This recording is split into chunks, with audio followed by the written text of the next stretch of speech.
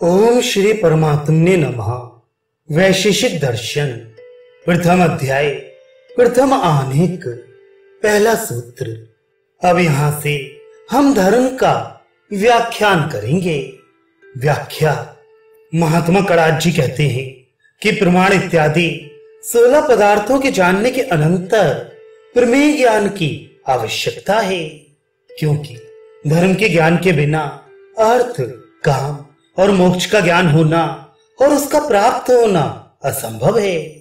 इसलिए सबसे पहले धर्म की व्याख्या करते हैं, अर्थात धर्म क्या वस्तु है इसका विवरण करके सर्वसाधारण को धर्म को जांचने के लिए अधिकारी बनाते हैं, क्योंकि जब तक किसी स्थान तक पहुंचने के लिए मार्ग का ज्ञान ना हो या किसी वस्तु के गुण का ज्ञान ना हो, तब तक उस स्थान व वस्तु का पाना संभव है।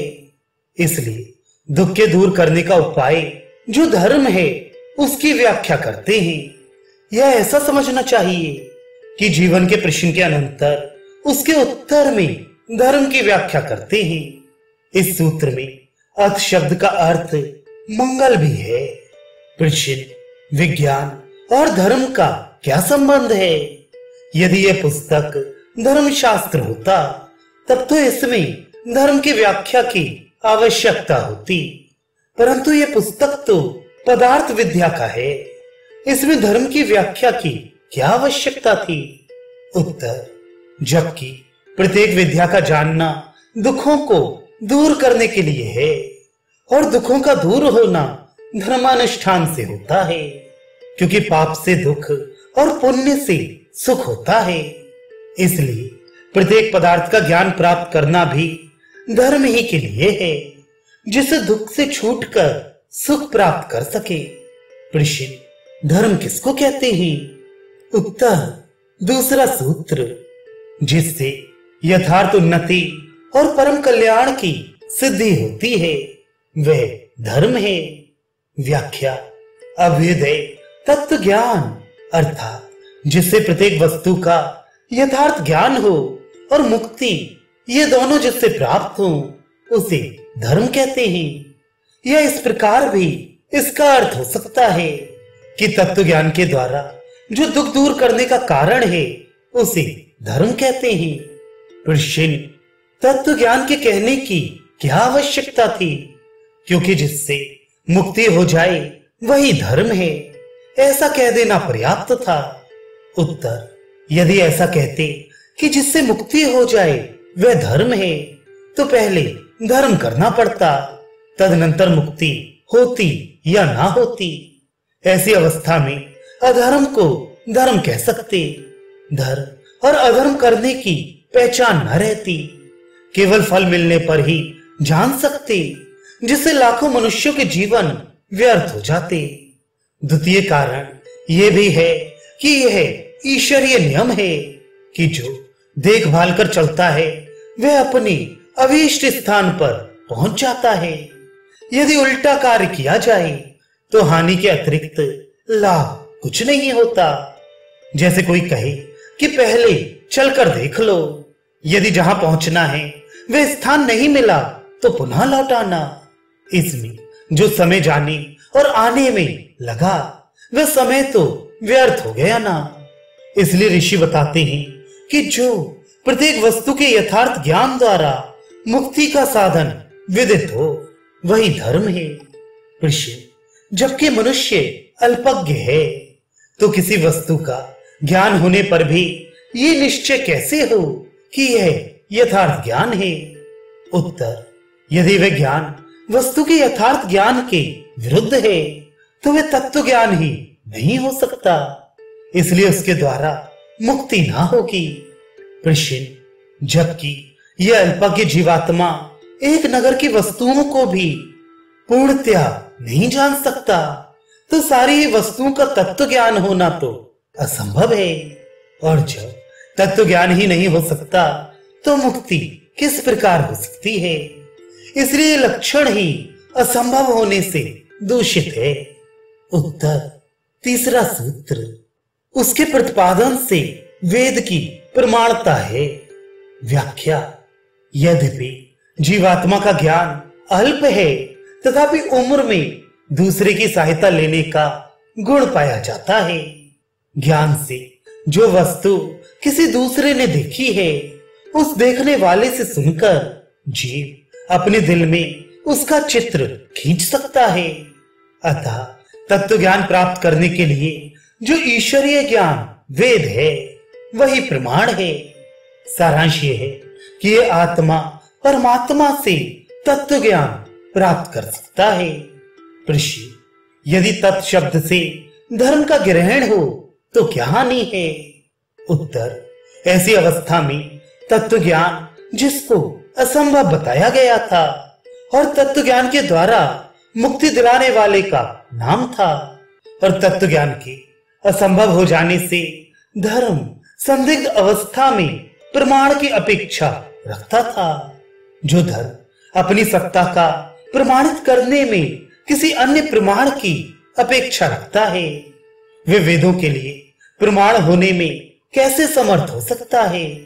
इसलिए तत्शब्द का अर्थ ईश्वर ही हो सकता है।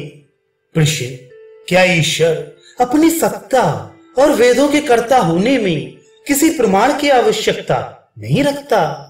क्योंकि बहुत से लोग ईश्वर को नहीं मानते और वेदों को ईश्वरीय ज्ञान मानने वाले भी बहुत कम हैं।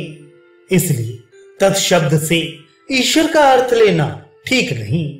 उत्तर, निसंदेह ये बात ठीक है कि इस समय बहुत कम लोग ईश्वर को मानते हैं और वेदों को भी ईश्वरीय ज्ञान बहुत कम लोग मानते हैं।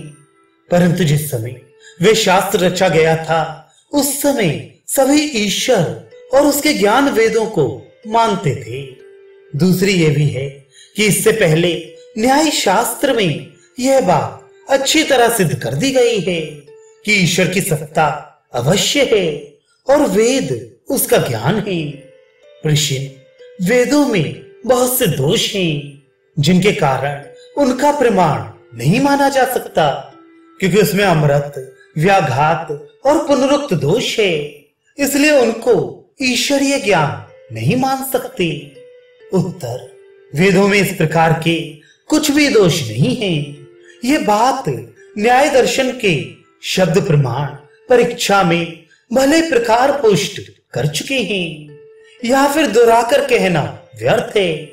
यहां तक ऋषि ने शास्त्र रचना का उद्देश्य बतलाकर आगे पदार्थ विद्या का आरंभ किया है। तत्व ज्ञान के वास्ते सिवाय वेद के कोई दूसरा प्रमाण नहीं हो सकता, क्योंकि वेद का बनाने वाला ईश्वर सर्वज्ञ और सर्वव्यापक है। जो जहां होता है वे वहां के हाल को अच्छी तरह जान सकता है। ईश्वर जबकि सर्वव्यापक तो है ही, सारी वस्तुओं का यथार्थ ज्ञाता है। इसलिए ईश्वर के सिवाय और कोई सर्वव्यापक नहीं है, अतः वह सर्वज्ञ है। ईश्वर के सर्वज्ञ होने से उसका ज्ञान वेद है। वह तत्व ज्ञान के लिए प्रमाण समझा जाना चाहिए, और जो ज्ञान वेदानुकूल है वही तत्व ज्ञान है। जो वेद के विरुद्ध है वह तत्व ज्ञान नहीं। प्रश्न, सूत्र में तत् शब्द है, तुमने उससे ईश्वर अर्थ कैसे लिया? उत्तर, तत् शब्द से दो ही अर्थ लिए जा सकते हैं। पहला ईश्वर, दूसरा धर्म, क्योंकि तत् सर्वनाम है जो वेदों के कर्ता के लिए है। इसलिए तत् शब्द वेदों के रचयिता की ओर संकेत करता है। वेदों का बनाने वाला ईश्वर है। यह बात सारे ऋषियों ने मान ली है।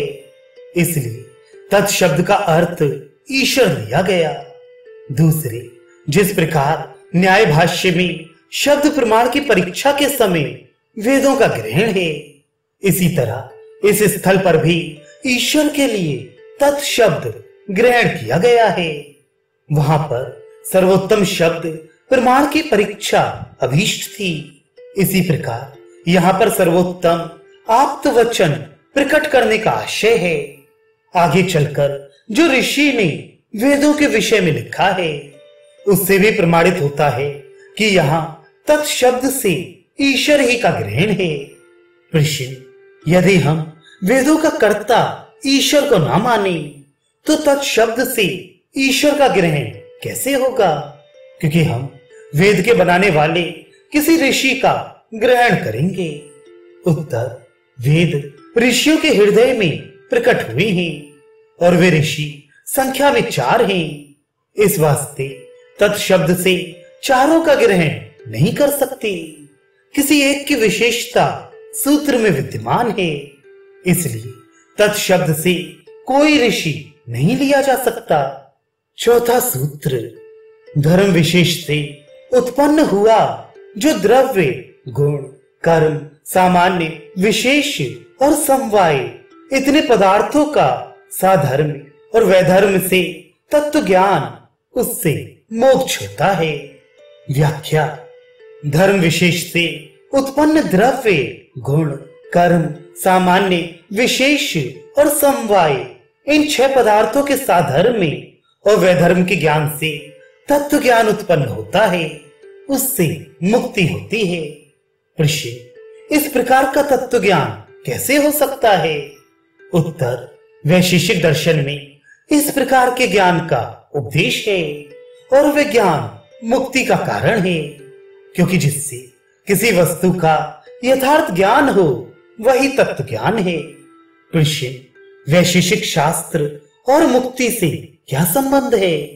उत्तर, ये शास्त्र मुक्ति का कारण बताता है, बस ये कारण रूप ही इस शास्त्र का संबंध है। शास्त्र और तत्व ज्ञान में क्या संबंध है? शास्त्र और तत्व ज्ञान में विषय और विषय, जिसमें विषय रहे का संबंध है।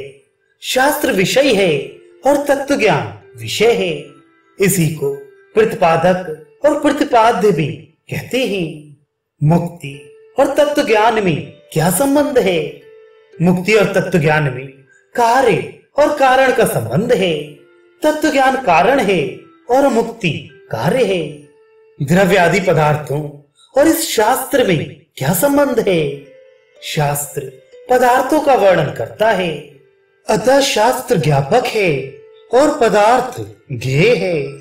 इस प्रकार के संबंध के ज्ञान प्राप्त करने के लिए ही मुक्ति की इच्छा रखने वाले मुमुक्षु इस शास्त्र को पढ़ते हैं। मुक्ति किसको कहते हैं? दुख का बीज सहित नाश हो जाना मुक्ति कहलाती है।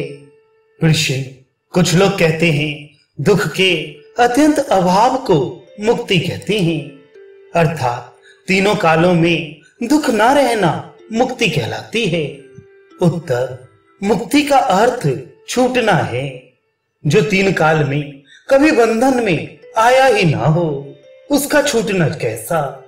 क्योंकि जब पहले जीव फंस ले तब तो छूटे, जबकि छूटने से पहले बंधा था एवं दुखी भी था, तो दुख का अत्यंत अभाव कैसे हो सकता है? किसी असंभव का अत्यंत अभाव हो सकता है। जो किसी काल में विद्यमान हो उसका अत्यंत अभाव नहीं हो सकता। इसलिए आत्मा में दुख का अत्यंत अभाव नहीं हो सकता, किंतु जड़ वस्तुओं में हो सकता है। मुक्ति में दुख का अत्यंत अभाव मानने वाले जीव की मुक्ति न मानकर जड़ पदार्थों की मुक्ति कह सकते हैं। प्रश्न, यदि मुक्ति में दुख का अत्यंत अभाव नहीं मानते तो दुखे नात्यंत विमुक्तिश्चस्ति इस वाक्य का क्या अर्थ होगा? क्योंकि इसका पदार्थ तो यही हुआ कि दुख से बिल्कुल छूटकर विचरता है। उत्तर, छूटने की चर्चा होने से इसके अर्थ ये होंगे कि दुख के बीज से रहित होकर विचरता है, क्योंकि मुक्त आत्मा को दुख और उसके बीज मिथ्या ज्ञान इन दोनों से ही कुछ संबंध नहीं रहता, और जबकि दुख का अत्यंत अभाव होना ही असंभव है, और इस अवस्था में जीव के उद्देश्य का भी नाश हो जाता है। अतः दुख के अत्यंत अभाव से मुक्ति कहना सत्य नहीं, और भविष्यत में दुख के स्वयं नाश हो जाने से दुख नाश होना मुक्ति नहीं, किंतु दुख उत्पन्न ना होना ही मुक्ति है। ऋषि, मनुष्य की इच्छा दुख के दूर करने की नहीं होती, किंतु यह समझकर कि दुख की विद्यमानता में सुख प्राप्त नहीं होगा, दुख दूर करने का यत्न करता है। उत्तर, यह सत्य नहीं, क्योंकि इसके विरुद्ध भी युक्ति काम देती है। सुख की इच्छा दुख के दूर करने के लिए होती है, क्योंकि देखा जाता है कि सुख के विरुद्ध दुख से छूटने के लिए विष खाते हैं और फांसी दे लेते हैं। उस विष के खाने और फांसी लेने में सुख की इच्छा तो होती ही नहीं, केवल दुख से छूटने की इच्छा होती है। कृष्ण, जबकि पुरुषार्थ या परिश्रम किसी वस्तु को जानकर उसके लिए किया जाता है, परंतु दुख के ना होने को जो मुक्ति कहते हैं, उस मुक्ति को तो किसी ने जाना नहीं, अर्थात दुख के प्रभाव का किसी को ज्ञान नहीं, इसलिए मुक्ति कहना ठीक नहीं। यदि बिना जाने ही हुई किसी वस्तु की इच्छा हो, तो मूर्छावस्था में इच्छा क्यों नहीं होती? उत्तर, जबकि दुख का अभाव श्रुति और अनुमान से सिद्ध है, तो वह बिना जाना हुआ नहीं, जो उसकी इच्छा होती है। एक श्रुति की तो इस सूत्र में चर्चा हो चुकी। अनुमान यह है कि दुख की समानता का अत्यंत अभाव हो जाता है। उसके लिए युक्ति यह है कि उत्पत्ति होने से दीपक की किरणों का नाश हो जाता है, और भले प्रकार दुख के नाश से एक क्षण के लिए उसका प्रत्यक्ष भी होता है। योगी लोगों को योग शक्ति से आगामी दुख के नाश का भी ज्ञान हो जाता है। ऋषि, जबकि दुख और सुख दोनों के आय और व्यय बराबर हैं, अर्थात हानि और लाभ समान हैं, अतः यह मनुष्य जन्म का उद्देश्य नहीं हो सकता। उत्तर, जो मनुष्य दुख के भय से थोड़े से सुख को छोड़ देते हैं, वही सांसारिक इच्छाओं से बचकर मुक्ति प्राप्त करते हैं। दुनिया में दुख बहुत और सुख थोड़ा है, अतः दुख के दूर करने का यत्न अवश्य करना चाहिए। प्रश्न, यदि दुख की अपेक्षा सुख न्यून भी मान लिया जाए, तो भी दुख का दूर करना पुरुषार्थ नहीं, क्योंकि आने वाले दुख को दूर करना तो असंभव है। जो दुख व्यतीत हो चुका वह तो गया ही, और जो दुख वर्तमान है वह पुरुषार्थ से नाश होगा, इस समय नाश हो नहीं सकता। उत्तर, अनागत दुख का नाश करना ही परम पुरुषार्थ है। दुख के कारण के दूर हो जाने से उसके कर्म का नाश हो जाना संभव है। मिथ्या ज्ञान ही इच्छा आदि दोषों के साथ मिलकर दुख का कारण होता है, और उस मिथ्यावान का नाश आत्मा का यथार्थ स्वरूप जानने से होता है, और तत्व ज्ञान योग की रीत पर चलने से होता है। अतः योग की रीत पर चलना आवश्यक है। प्रश्न, दुख का नाश मुक्ति नहीं, किंतु नित्य सुख का होना ही मुक्ति है। उत्तर, नित्य सुख को मुक्ति मानना ठीक नहीं, क्योंकि प्रथम तो नित्य सुख के मानने में कोई युक्ति ही नहीं। दूसरे, यदि जीवात्मा को नित्य सुख प्राप्त होना मान भी लिया जाए, तो मुक्त जीव और बद्ध जीव में कोई अंतर नहीं रहेगा। प्रश्न, परमात्मा में जीवात्मा का लय अर्थात मिल जाना मुक्ति है। उत्तर, यह भी ठीक नहीं, क्योंकि यदि मिल जाने का अर्थ दोनों का एक होना लिया जाए तो नितांत भूल है, क्योंकि दो विरुद्ध गुण वाली वस्तुएं एक हो नहीं सकती। यदि लिंग शरीर का पृथक होना ही एक माना जाए, तो 11 इंद्रियों के नाश हो जाने से दुख की सामग्री का नाश होना ही मानना पड़ेगा। इसलिए दुख का नाश होना ही मुक्ति है। इंद्रियों के पृथक होने से अविद्या की पृथकता और अकेले आत्मा का रहना ही मुक्ति है। ये एक दंडी का मत है। आत्मा ज्ञान सुख वाला है, परंतु ये ठीक नहीं है, क्योंकि आत्मा ज्ञान और सुख वाला है, इसमें कोई प्रमाण नहीं। और जो श्रुति प्रमाण में दी जाती है वे ये है कि नित्य विज्ञान आनंद ब्रह्म है, इससे ब्रह्म ज्ञान वाला सिद्ध होता है। जीवात्मा कभी ऐसा नहीं कहता कि मैं सुख हूं या ज्ञान हूं, किंतु इस प्रकार कहता है कि मैं सुखी हूं, मैं जानता हूं। यदि जीव को भी ब्रह्म ही माना जाए तो ब्रह्म के उस समय भी ज्ञान और आनंद वाला होने से मुक्त और फंसे जीव एक हो जाएंगे। जबकि अविद्या का नाश करना मनुष्य जीवन का परम उद्देश्य है। ब्रह्म के नित्य होने से उसमें अविद्या की उत्पत्ति और नाश संभव नहीं, क्योंकि ब्रह्म से ज्ञान और आनंद का दूर होना संभव नहीं, वह स्वाभाविक गुण है। अतः सुख और ज्ञान की प्राप्ति जीव के लिए है। ब्रह्म में अविद्या का आना भी संभव नहीं। ब्रह्म ना तो आनंद को भोगता है और ना उससे पृथक होता है। अतः जीव को ब्रह्म मानने से पुरुषार्थ का नाश हो जाएगा। प्रश्न, हम चित्त की वृत्तियों का शांत होना ही मुक्ति मानते हैं। उत्तर, दुख रूप जो चित्त का चांचल्य है, यदि उसी को दूर करना मुक्ति है तो केवल उसके दूर करने को ही पुरुषार्थ मानने में कोई प्रमाण नहीं है। अतः दुख दूर करना ही मुक्ति है। प्रश्न, क्या 6 पदार्थों के अतिरिक्त और कोई पदार्थ नहीं है? उत्तर, संपूर्ण वस्तु जो सत्ता रखती है इन 6 पदार्थों में आ जाती है, इनसे पृथक कोई नहीं रहती। प्रश्न, द्रव्य कितने हैं? उत्तर, द्रव्य 9 हैं और वे इस प्रकार